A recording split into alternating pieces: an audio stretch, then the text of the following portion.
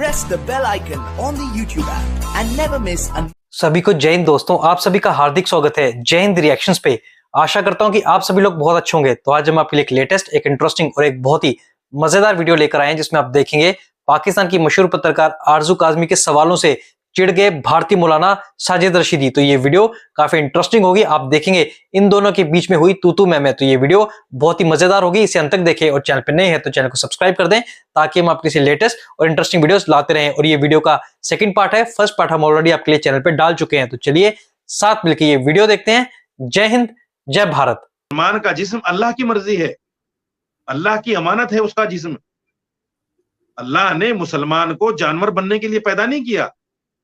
अल्लाह ने मुसलमान को इसलिए पैदा नहीं किया कि तुम पैदा हो जाओ और जानवरों की तरह माँ का, बहन का, बीवी का, भाभी का, चाची का, ताई का कोई फर्क तुम्हें पता न चले और जानवर बन के इंसान जिंदगी गुजारो। इंसान ऐसे नहीं अल्लाह ने पैदा किया मुसलमान को। मुसलमान को इसलिए बनाया ताकि दुनिया में दूसरी कौम के लिए तुम अखलाक और किरदार ऐसा पेश करो ताकि वो तुम्हें देखकर इस्लाम को अपनाए, अल्लाह को मानने के लिए मजबूर हो जाए। लेकिन मुसलमान जा रहा है आजादी के नाम पर, मुसलमान औरतें जा रही हैं आजादी के नाम पर और उसको अच्छा समझा जा रहा है, उसको अच्छा समझा जा रहा है कि हाँ जी हम तो आजाद हो रहे हैं।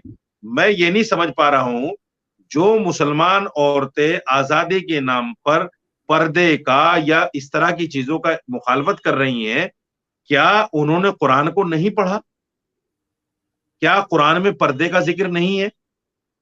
कुरान में पर्दे का जिक्र है, लेकिन आजकल जो पर्दा बुरके के नाम पर हो रहा है, ये बुरके के नाम, बुरका भी पर्दा नहीं है। मैं आपको एक और बात वाज़ेह कर देता हूं।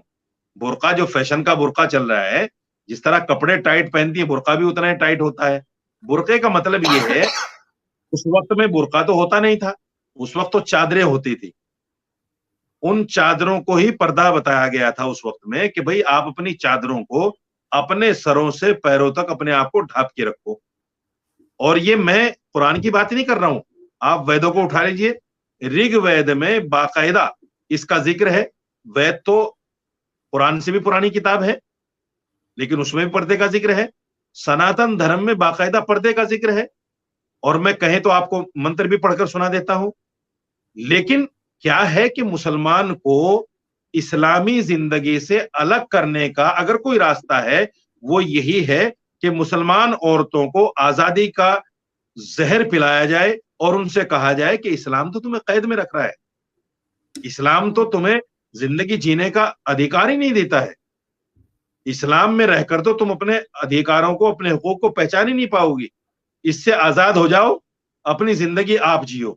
जैसे पाकिस्तान जैसे मुस्लिम मुल्क में एक नारा चला कि मेरा जिस्म मेरी मर्जी। अफसोस होता है, मेरा जिस्म मेरी मर्जी का क्या मतलब है?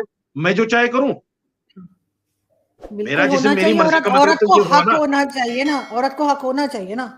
अब आप पर्दे की बात का हक ना मर्द को है ना औरत को है, उसका का हक ना मर्द को है ना औरत को है। उसका मतलब सिर्फ और सिर्फ जिना नहीं था, उस नारे में कई दूसरे मतलब भी आते थे। आप सिर्फ क्या मतलब था, मुझे समझाइए। सोच रहे हैं उसमें ये भी था कि औरत का जिस्म औरत की मर्जी है, वो बच्चा पैदा करना चाहे ना चाहे, जिस तरह से जो कपड़ा पहनना चाहे ना चाहे, उसमें कई चीजें आती हैं, सिर्फ यही नहीं आता। लेकिन आप बार बार कह रहे हैं कि औरत को चादर लपेट के। जी मैं बताता हूं आपको, जैसे आपने बच्चा पैदा करने की बात कही है, इस्लाम भी कहता है इस बात को।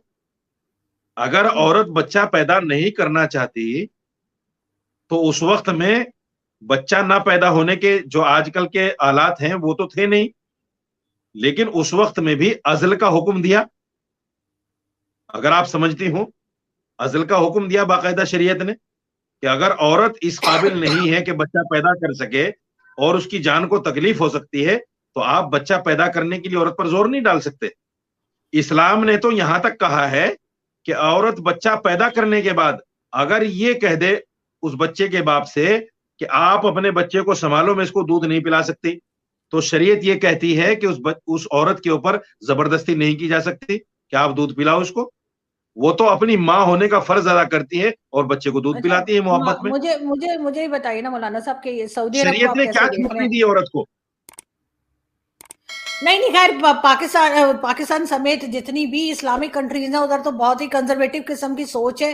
ہم نہ پروگریس کر رہے اسی وجہ سے, اپنی چھوٹی سوچ کی وجہ سے. لیکن مجھے یہ بتائیے کہ سعودی عرب جو آگے بات کر رہا ہے, سعودی عرب جو آگے پروگریس کرنے جا رہا ہے, انہوں نے کہا جی ہم تو یورپ بنا دیں گے, یہ کہاں تک صحیح ہے؟ آپ کے خیال سے ایسا ہونا چاہیے؟ نہیں, بنائیں یورپ, کون منع کر سکتا ہے ان کو؟ میرے کہنے سے مان جائیں گے تھوڑا ہی وہ. بھائی اگر میں ساجد رشیدی ہندوستان سے ایک آواز لگاؤں گا کہ سعودی عرب کو ایسا نہیں کرنا چاہیے تو مان جائیں گے تھوڑا ہی. لیکن سعودی عرب جو ہے پوری دنیا میں اسلام کا مرکز مانا جاتا ہے, بیت اللہ ہونے کی وجہ سے اور مسجد نبوی ہونے کی وجہ سے پوری دنیا میں اسلام کا مرکز مانتے ہیں لوگ. اور غیر مسلم یہ سمجھتے ہیں کہ اسلام وہیں سے آیا ہے اور اسلام وہیں سے پھلا پھولا ہے. تو اس جگہ جہاں اسلام کا سرچشمہ ہے, اسلام وہاں سے پھلا پھولا ہے, تو اس جگہ پر اگر ہم اسلام کو چھوڑ کر غیر اسلامی رسومات کو جمہوریت کے نام پر یا آزادی کے نام پر لائیں گے تو پھر وہ جو علامہ اقبال نے کہا تھا کہ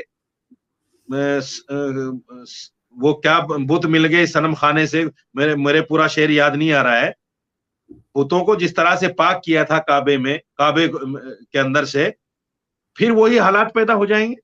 رسومات مولانا اتنی بڑھیں گی, بت رکھنے میں, بت یا اسٹیچو رکھنے میں کیا غلط ہے؟ ہمارے یہاں تو بہت پہلے ہوا کرتے تھے پاکستان میں, اب انہوں نے پتہ نہیں کیا ہٹانے شروع کر دیے, لیکن کیا غلط کیا ہے اگر بت کوئی رکھتا ہے, کوئی اسٹیچو رکھتا ہے گھر کے اندر؟ قرآن یہ کہتا ہے, نہیں قرآن یہ کہتا ہے کہ ہم اللہ کے علاوہ کسی کی پوجا نہیں کر سکتے. قرآن کہتا ہے. پوجا کی بات نہیں ہے, رکھنے میں کیا حرج ہے, میں یہ کہہ رہی ہوں. نہیں, رکھنے کا کیا مطلب ہے؟ رکھنے نہیں, میں رکھنا کس لیے, رکھنا کس لیے؟ میں نے مہاتما بدھ کا میں نے رکھا ہے نا اسٹیچو, تو اس میں کیا حرج ہے اگر میں پوچھوں آپ سے؟ یہ نہیں, دیکھیے دو چیزیں ہیں. آپ ضرور سنیے, میں دیکھ رہا ہوں اس کو, میں دیکھ رہا ہوں, مجھے دکھ رہا ہے سامنے. میں کہتا ہوں آپ سے, آپ کی دو سوچ ہوں گی اس میں. ایک سوچ تو یہ ہے کہ آپ مہاتما بدھ کو کہیں نہ کہیں آپ نے پڑھا ہوگا اور آپ ان کو اچھا سمجھتی ہوں گی, آپ ان کے سدھانتوں پر چلنے کی کوشش کرتی ہوں گی. اور یہ جو عقیدت ہے, یہ جو محبت ہے, اسی محبت کو اللہ نے شرک کہا ہے کہ اللہ کے علاوہ سے جو عقیدت رکھی جائے, اللہ کے علاوہ سے جو آستھا رکھی جائے, یہی شرک ہے. کیونکہ اللہ واحد ہے جس نے پوری دنیا کو رچایا اور بسایا ہے. پوری دنیا کو پیدا کرنے والا اور مارنے والا وہی ہے. اگر ہمارا ایمان اس سے ہٹ کر کسی اور دوسرے دیوی دیوتاؤں کی طرف چلا جاتا ہے, روزی دینے کا مالک اللہ ہے, اگر ہمارا دھیان اس سے ہٹ کر کسی دوسرے دیوی دیوتاؤں کی طرف چلا جاتا ہے, اسی کو تو شرک کہا جاتا ہے. یہی شرک ہے, یہ اللہ کو پسند نہیں ہے. اللہ نے کہا کہ میں بڑے سے بڑے گناہ کو معاف کر دوں گا, اور بلکہ اگر کوئی زمین سے لے کر آسمان تک اس پوری خلا کو بھر کے لے کر گناہ آئے گا, میں اس کو بھی معاف کر دوں گا, لیکن میں شرک کو معاف نہیں کروں گا. میری ذات میں اگر کوئی کسی کو شریک کرے گا, میں اس کو کبھی معاف نہیں کروں گا. وہ میرے نزدیک معافی کے قابل نہیں ہے. تو قرآن کا جب یہ سدھانت ہے تو ہم تو نہیں مان سکتے, جس کو ماننا ہے مانے. مولانا صاحب مجھے یہ بتائیے کہ انڈیا اور اسرائیل کے جو ہے وہ ٹرمز کافی اچھے چل رہے ہیں, آپس میں ٹریڈ بھی شروع کرنے کی بات ہو رہی ہے, کئی دوسرے پروجیکٹس پہ بھی کام کرنے کی بات ہو رہی ہے. تو یہودیوں سے تو مسلمز کو ہمیشہ سے ایک چڑ رہی ہے, ہمیشہ سے ایک مسئلہ رہا ہے, ہمیشہ کہتے ہیں جی یہودی کہیں ملے چھپا ہوا ہو تو بھی نکال کے مار دو, پتہ نہیں کیا اس قسم کی باتیں کی جاتی ہیں. تو آپ کیسے دیکھتے ہیں کہ جب آپ کا ملک جو ہے وہ یہودیوں کے ملک کے ساتھ آگے بڑھ رہا ہے, آگے دوستی کر رہا ہے؟ میں نے آپ سے پہلے ہی کہا ہے کہ یہودیوں سے چڑ نہیں ہے ہمیں, نہ عیسائیوں سے چڑ ہے, ان کے نظریات سے چڑ ہے. دوسرے یہ ہے کہ حکومتی سطح پر ہندوستان کی حکومت اگر ان سے کچھ معاملات کر رہی ہے تو اس میں ہم کیا کر سکتے ہیں, بتائیے ہمیں. ہم تو اس میں کچھ بھی نہیں کر سکتے. ان کے نظریات سے آپ کو کیوں چڑ ہے؟ ان کے اپنے نظریات ہیں, ان کو پورا حق ہے نظریات رکھنے کا. ان کے نظریات سے اس لیے چڑ ہے کہ یہودی جو ہے مسلمان کو دنیا میں دیکھنا نہیں چاہتا, اسلام کو دنیا میں دیکھنا نہیں چاہتا. یہ کس نے کہا؟ اور ہم نے جو اسلامی تاریخ پڑھی ہے, اسلام کو اور مسلمان کو مٹانے کے لیے انہوں نے کیا کچھ نہیں کیا, قرآن کے نسخے تک جلائے. मुसलमानों का बहीमाना कत्ल किया। हम्म, अंग्रेजों ने अपने जमाने में जब हिंदुस्तान में उनकी हुकूमत थी तो कुरान के नुस्खे तक जलाए यहाँ कि भाई कुरान सही। नहीं होगा तो ये लोग जो है मुसलमान नहीं रह पाएंगे। लेकिन कुरान एक ऐसी वाहिद किताब है जिसके लाखों करोड़ों हाफिज मिल जाएंगे आपको, और ऐसे हाफिज मिल जाएंगे जो अलिफ से लेकर ये तक उसको पूरा सुना देंगे खड़े हो गए। यही मौलाना रशीद अहमद साहब गंगोही रहमतुल्लाह अलैह ने एक अंग्रेज को पकड़कर जब उनके यहाँ मदरसे में पहुंचे और कुरान के नुस्खे उठाने लगे तो उन्होंने पूछा भाई क्या कर रहे हो?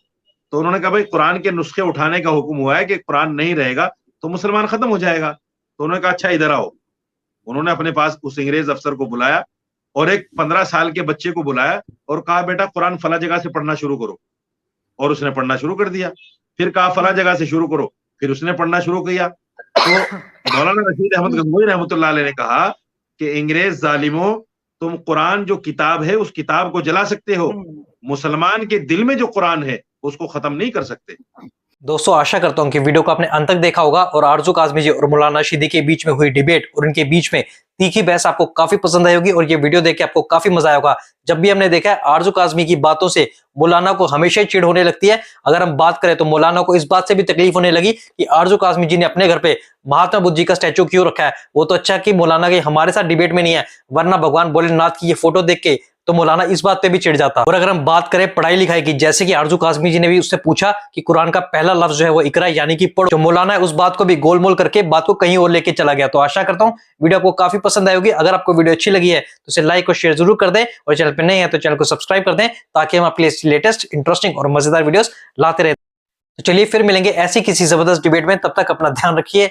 जय हिंद, जय भारत।